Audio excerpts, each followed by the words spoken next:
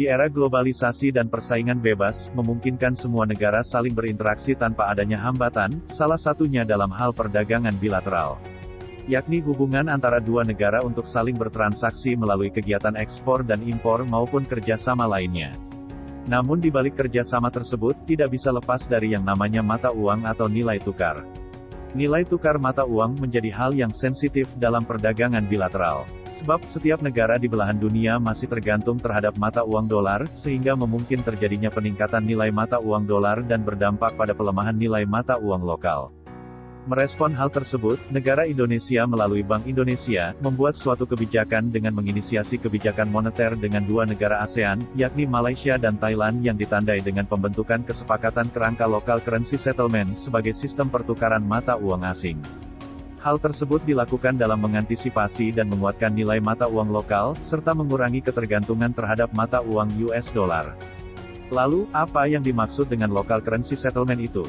Local Currency Settlement atau LCS adalah penyelesaian transaksi bilateral yang dilakukan oleh pelaku usaha di Indonesia dan negara mitra, dengan menggunakan mata uang lokal masing-masing negara.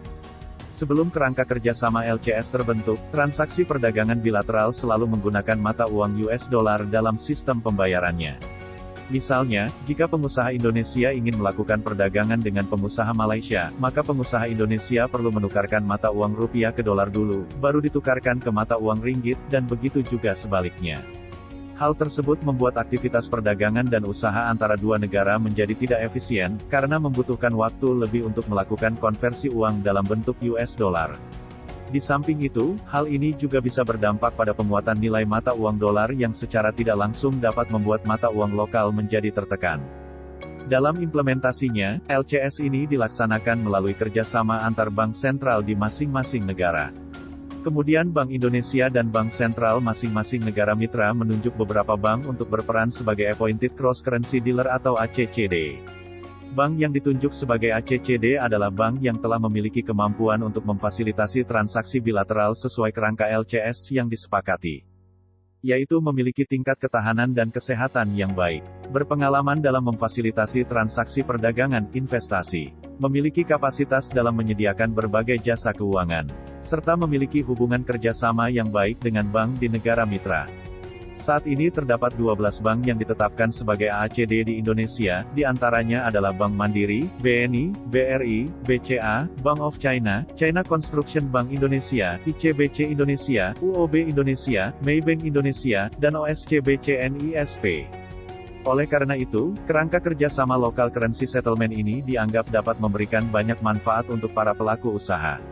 Seperti, tanpa cross rate dengan US dollar, biaya konversi transaksi menjadi lebih efisien. Tersedianya alternatif pembiayaan ekspor atau direct investment dalam mata uang lokal. Tersedianya alternatif instrumen hedging dalam mata uang lokal. Dan diversifikasi eksposur mata uang yang digunakan dalam penyelesaian transaksi. Adapun jenis transaksi yang difasilitasi oleh LCS ada 4, yaitu 1. Kegiatan perdagangan barang dan jasa antara Indonesia dengan negara mitra atau penerimaan pembayaran impor, ekspor. 2. Transaksi pendapatan primer yang meliputi transaksi penerimaan, dan pembayaran kompensasi tenaga kerja, serta pendapatan investasi atau investasi langsung, investasi portofolio dan atau investasi lainnya.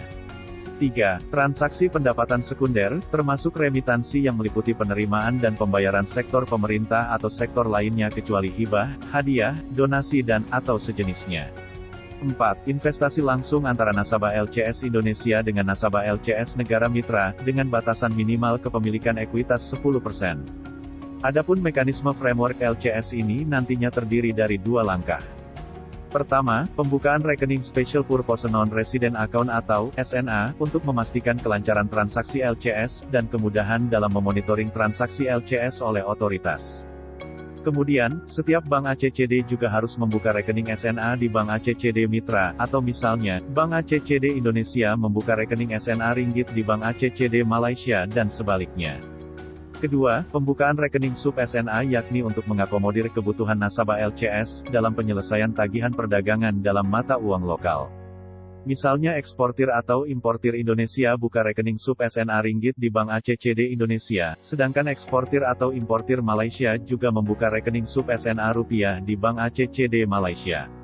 Melalui skema ini, importir Indonesia yang hendak mengimpor barang dari negara mitra dapat melakukan transaksi menggunakan mata uang lokal negara tersebut melalui bank yang telah ditunjuk oleh kedua negara. Sebaliknya, eksportir Indonesia juga dapat dibayar dalam mata uang rupiah, tanpa perlu mengkonversinya ke dalam dolar AS. Kerjasama LCS ini memberikan dampak yang positif. Hal ini ditandai dengan total transaksi LCS dari 3 negara yaitu Malaysia, Jepang, dan Thailand mengalami tren peningkatan per tahunnya, dan telah mencapai 1,2 miliar dolar Amerika Serikat per Juli tahun 2021, dengan rata-rata 177 juta dolar Amerika Serikat per bulan. Oleh sebab itu, Bank Indonesia memperkirakan rata-rata nilai transaksi LCS per bulan pada tahun 2022 mampu mencapai 500 juta dolar Amerika Serikat. Dengan tren positif tersebut, bukan tidak mungkin seiring dengan perkembangan dan ekspansi ekonomi yang ada, rupiah dapat diperhitungkan di kancah dunia dan tidak lagi tergantung pada US dollar. Namun bukan tanpa hambatan, kesepakatan LCS ini masih menghadapi sejumlah kendala dan tantangan. Di antaranya, manfaat stabilisasi nilai tukar masih belum cukup signifikan, disebabkan masih terbatas di 4 negara, di mana sebagian besar eksportir masih menggunakan barang impor dari negara lain yang masih membutuhkan dolar AS. Selain itu, penggunaan mata uang rupiah berisiko memiliki daya tarik lebih kecil, karena ekspor Indonesia sampai tahun 2020 masih didominasi oleh komoditas 69%, dibandingkan dengan produk manufaktur 31%. Oleh karena itu, alternatif solusi yang dapat dilakukan, agar senantiasa kebijakan LCS ini mendatangkan manfaat bagi Indonesia, khususnya dalam penguatan nilai mata uang rupiah, yakni dengan penguatan LCS bersama negara mitra agar cakupan transaksi lebih luas, dan peningkatan ekspor produk manufaktur agar Indonesia memiliki peran besar dalam perdagangan dunia. Baik Sobat Ekonomi, itulah tadi bagaimana simulasi serta implementasi, cara bagaimana rupiah menjadi kekuatan baru dunia, dan terlepas dari ketergantungan terhadap dolar. Terima kasih dan sampai jumpa di video berikutnya.